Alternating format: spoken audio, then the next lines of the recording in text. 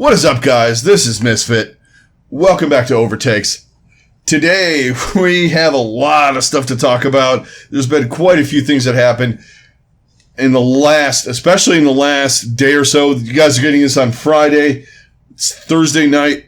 I was going to record this on Wednesday, but every time I tried I had to start over because somebody else got signed, and there was some new angle thing that was going on. But here we are. We're going to talk about it now. There will probably be something that happens when this drops in the morning on Friday before. But you know what? We're going to go with this. Then if something really, really big happens, we'll do another episode tomorrow night, and I'll give you my thoughts on what's happened. But first, before we dive into all of the stuff that's happened in the last few days, I'd like to thank everybody for joining me. All of you guys out there, thank you very much. All of your support has been greatly appreciated. If you guys are new, just found the program. I do Overwatch League content a few times a week during the season, a little bit less during the offseason. Right now, I'm going to try and do a little bit more, get some more stuff going out there. But there was so much stuff that was snowballing in the last couple of days, I didn't want to miss something, so I just kept seeing stuff, and I wanted to wait for the dust to settle for a minute. But here we are. Please hit a like. Hit a subscribe, hit the alert bell. That way you know when I post any content that I got going on. So here we are. We've had a lot happen. There was a lot of signings, a lot of guys moving around in the last week, a lot of big names, stuff that happened that, you might not have expected and things like that. The general offseason kind of feel. And I just want to say, before I dive into the actual moves and all that, it really feels like a lot of these teams are going all in, and it's fantastic. You have teams like Dallas and the Gladiators. Guangzhou starting to step up. The Shocker there. Shanghai's there. There's going to be so many good teams going in. It's going to be really hard to start forming opinions and building, doing the power rankings and all that kind of stuff going into the season. It just feels like a lot of teams are doing a lot of good things, and the power levels of all the teams are kind of raising, and it's fantastic for the league to see all of this good young talent coming in. Some of the talent that's been there just continuing to improve, but seeing some new guys come in. And in the last year, since tail end, midway tail end of the season 2, we're starting to see some of the old guard guys kind of move on to different teams, move to different games, and some of this new talent come in and on these teams and just forming their legacy and starting to do fantastic things in the league. And there's so many good guys that are coming in this year right now, forming of these quote unquote super teams, or just, teams deciding that, it's time to make a move and be better. It seems like to me that season 4 is really, dependent on what happens with the game itself. Season 4 feels like it's going to be a fantastic year, and I beg all of you guys that dropped out, stopped watching, maybe you're watching a little bit of content, kind of casually keeping up. I think season 4, it's going to be right on. I think there's going to be a lot of good teams, a lot of good talent, and I think it's going to be a spectacular year. That's my point of view right now at this moment on November 12th of 2020, the shittiest year known to man. I'm really excited. Maybe it's that. Maybe it's all the quarantine stuff and all of the things, and I'm just absorbing. I'm just watching a lot of content, watching old matches, learning about these players, learning about the stuff, the things that are going on. Maybe it's the way the year is working for me, that I've been focusing on this and watching stuff and just getting excited.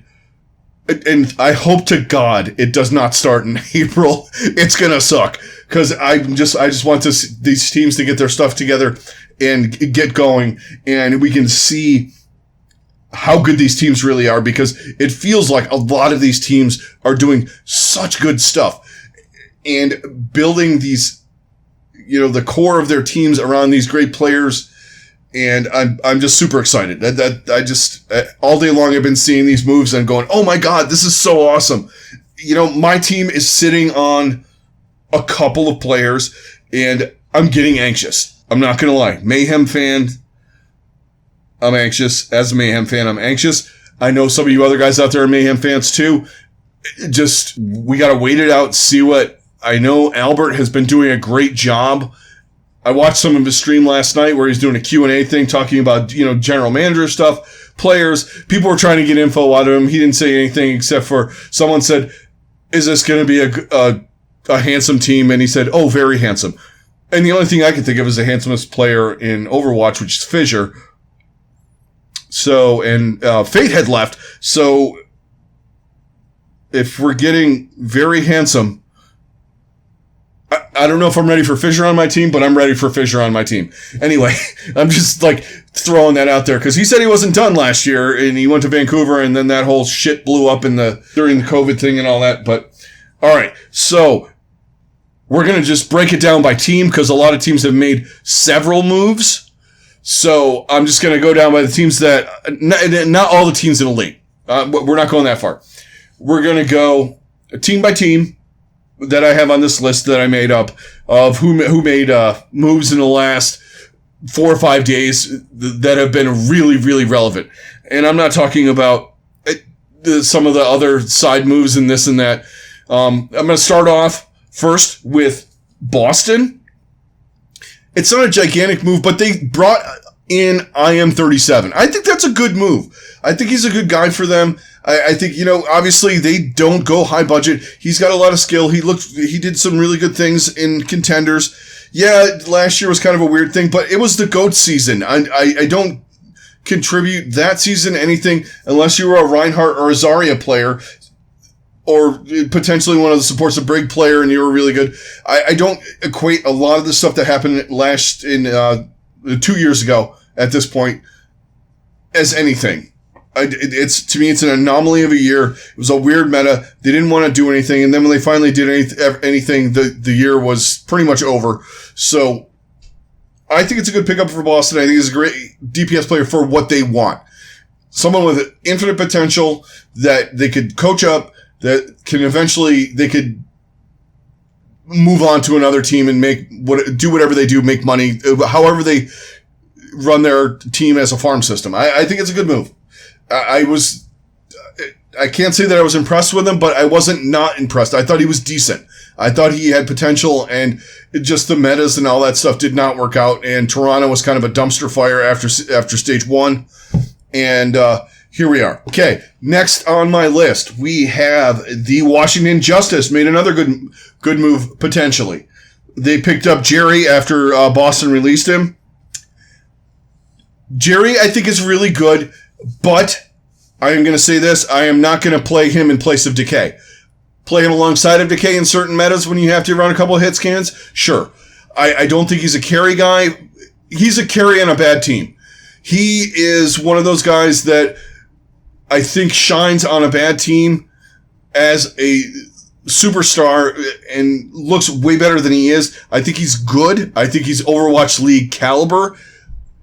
I think it's a good move for them to have a guy like him as the third DPS guy. If you have to run if you're running a Widow McCree or you need to run a couple of hit scans or something like that.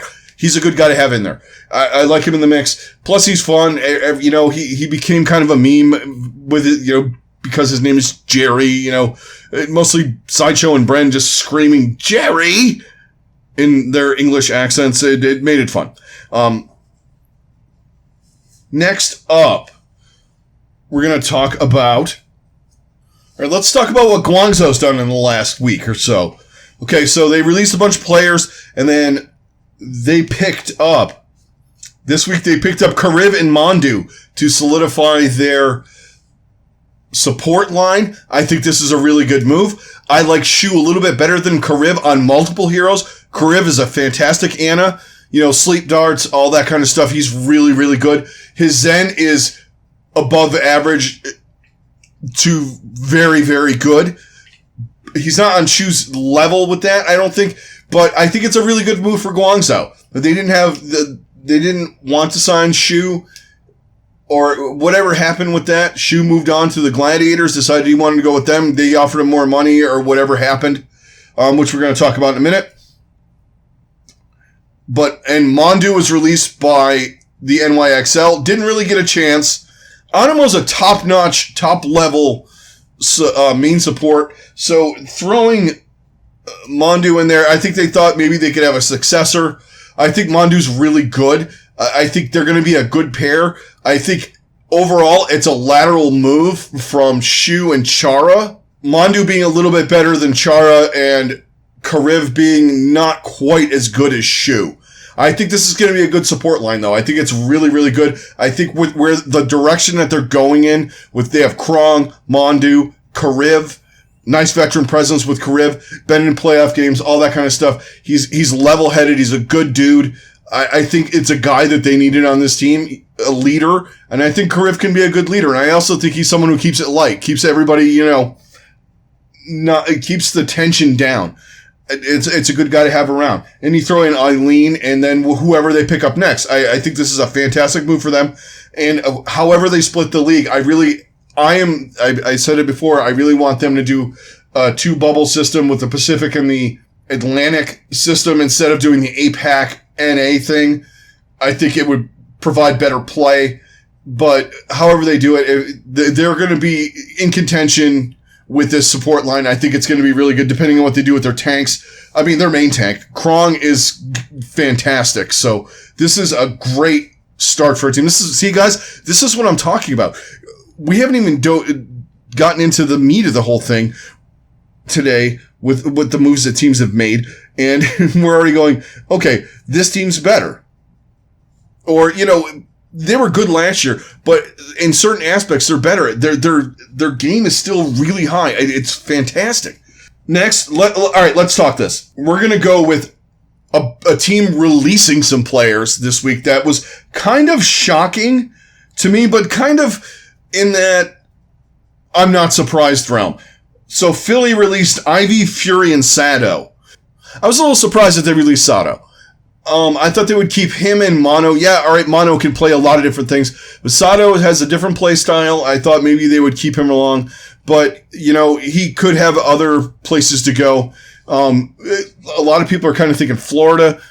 I think, on that Guangzhou team, even, if you put him on Guangzhou with Krong, Kariv, Mondu, Eileen, and then whoever else they fill in their DPS with, I think that could be a fantastic fit for him. I also think, Florida could be good. There's Toronto. There's teams that Toronto re-signed Beast, but I think it's more of a developmental / backup thing with Beast. I think Beast still has massive potential to be a really good main tank, but they need somebody to start while they groom him to move up. I think KDG will do a good job with him. That's another move that I didn't talk about, but I thought it was kind of minor because I'm not thinking that they're starting Beast, but Sato getting released is kind of interesting. Now now with Fury, I think the best landing spot. I mean, a lot of people want him to reunite with the boys in Seoul. I think that's logically. If you look at it, they need a really high-level off-tank. He's great. He's got synergy with Gesture, and Prophet. He can fit in there well, but I think the best fit for him, to be brutally honest, and I said this a long time ago when they said that, when they showed the free agent lists and stuff like that, I said Fury on the New York Excelsior is the best fit for Fury because his play style, and this is when they had Mono, though. I thought it would up Mono's aggression, that kind of thing. Now there's talk of them getting Yakpung. Him and Yakpung, who I'm on the fence about, but a lot of people are saying that he did really well in Contenders. I didn't pay as much attention to Contenders, like I say every week. I'm starting to do that. I'm starting to pick up some more stuff on Contenders, but him and Yakpung with Jonak and Onimo is a good start. Start filling in that DPS line with potentially the other guy they released, which is Ivy. I like him not on New York, and this is selfish, but I've always liked Ivy. I liked him in Season 2. I thought he was the best part of that Toronto Defiant team that they blew up. His Zarya was fantastic. He was just a really good flex player for them, and he was a great flex player for Philadelphia. he could end back up in Toronto. I don't think that's going to happen. Call this wishful thinking for me, but if the Mayhem keep BQB and Yaki, if you add, if you add Ivy into that mix, that is one of the most, if not the most potent DPS lines in the league, barring a couple of teams. You know, the Dragons, maybe the Shock, Dallas right now, but that to me is where I think the best fit for Ivy is. And it's me, like I said, me being selfish. He's one of my favorite players. I loved watching him last year. He plays all of the players, and he also complements a couple of players that both of BQB and Yaki play, that if you get into a meta like they did last year where you want to run Genji Tracer and your best Genji and Tracer happens to be one guy, you have Ivy who can play either at a high level, so you could run Yaki and Ivy. That is just the where I think Ivy should go. And if you're listening, Ivy, sign with my team, please. Albert, if you're also listening, sign Ivy, goddammit, and sign BQB. Enough Mayhem talk for right now. We'll get into that when they announce their roster. We'll go over the whole thing. We have to go back to Dallas now. So the Fuel filled out their 6, and boy, is it quite the 6. Jexay rejoins the Element Mystic crew, and all right, on paper, Dallas is top 4 right now. That team that they have put together, Hastro, is sick of this being the shit team in his arsenal of teams in esports for Envy. That starting 6 potentially could finish top 4, top 3 in there with the Shock, the Dragons, you name it. They're going to be up there in that before the season starts, before we start playing. This is, conjecture. I mean, Christ, we could be 6 months away from starting.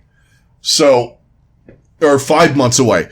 But this early take, fantastic roster. Jexay is exactly the guy they wanted, exactly the guy they need for that. I would have loved to seen him potentially on the Mayhem, or, some other places I thought maybe he would go. I thought he would end up in Guangzhou maybe, but this is a great landing spot with Dallas. It's a fantastic pickup, and their 6 is set, and it's scary.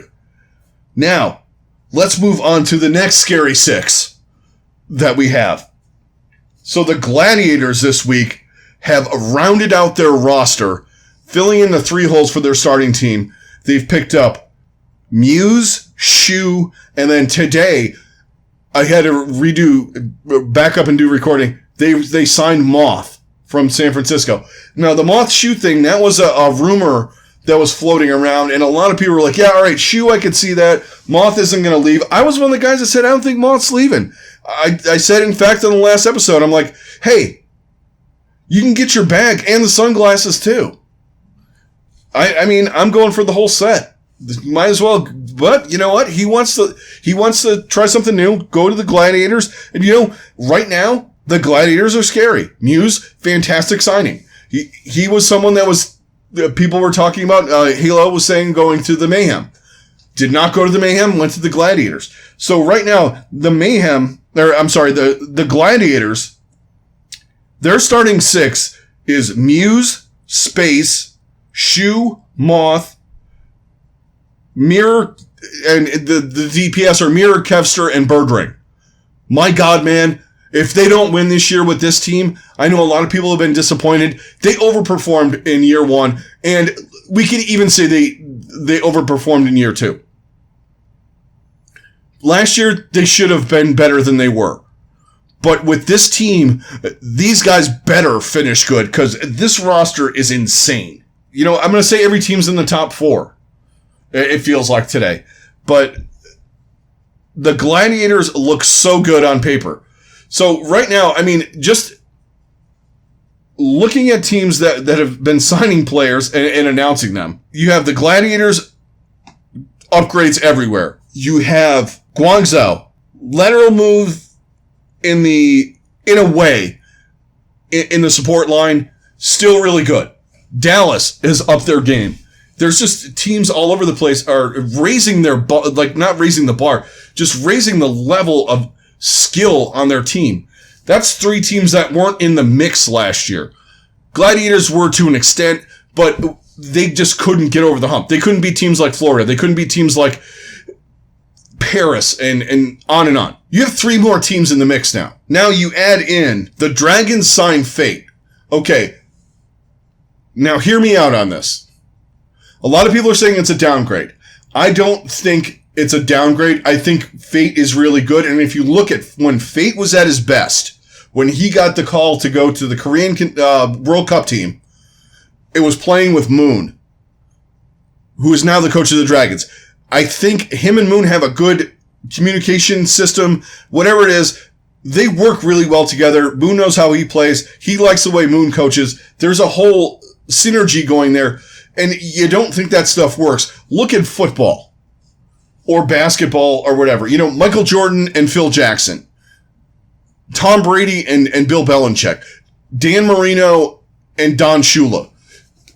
They know they work on a level that if the other guy's not there, they don't play the same. It's maybe minus Brady well, no, let's not go there because they got trounced on Sunday. But I think this is a fantastic move. We all think Fearless is great. I think he's really, really good. I want to see him in a different scenario. He is playing with guys he has synergy with, so I think he's going to be fine. But I think this is a good move to further the message and the style of play that you have with a main tank that's going to dictate the style of play in Fate. I think Fate was underrated on the Mayhem last year. I think he was way better than people gave him credit for. And I think with the Dragons, he is going to be fantastic. You know, clip this if you want. And either rub it in my face or I'm just going to throw it out there and say, I told you. But I love this move for the Dragons. I'm going to miss Fate. I am loyal to my players to an extent, but my players, my team's players. But I hope he does well. I really think it's a great move for the Dragons on so many different levels. And then lastly, before I started recording, wondering in the back of my head going, all right, so what are the Shock going to do with a main support? All right, they lost Moth. Are they going to, maybe they can go for this guy or that guy? Slime's out there. He's played with Twilight. No, they're just going to go out and get FD God, probably a Rookie of the Year potential guy from Paris. Which, before we talk about San Francisco, what in the Christ are the Eternal doing? All right, there's going budget, and then look, are you going to be Euro Boston? Because it feels that way. And I don't like some of the look of this. The optics on what Paris has done is bullshit. And what they did to their fans, I don't give a fuck who they sign. They could sign the 12 greatest contenders players on the planet. They could fucking bring back every god Overwatch League player there was. If I was a fan of this team, I would be pissed the fuck off.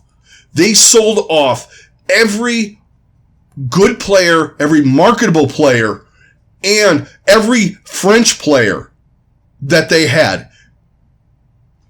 For what? They're going to keep Eggsy? I doubt it. Eggsy will be on a different team within the next 2 weeks. And if they are building around Eggsy and I'm Eggsy, I'm pissed off. You've gotten rid of everybody. And you're going to stick him in a scenario like London was last year. Where people are, London got lucky and they were subpar to bad, bottom 3 team in the league.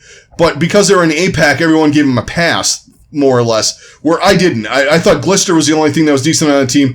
Maybe Sanguinar at times and maybe Bernard at times. But the Eternal have totally jobbed their fans. And I don't care what they say. They can say it to me face to face. I don't care. They totally gave their fans a screw job.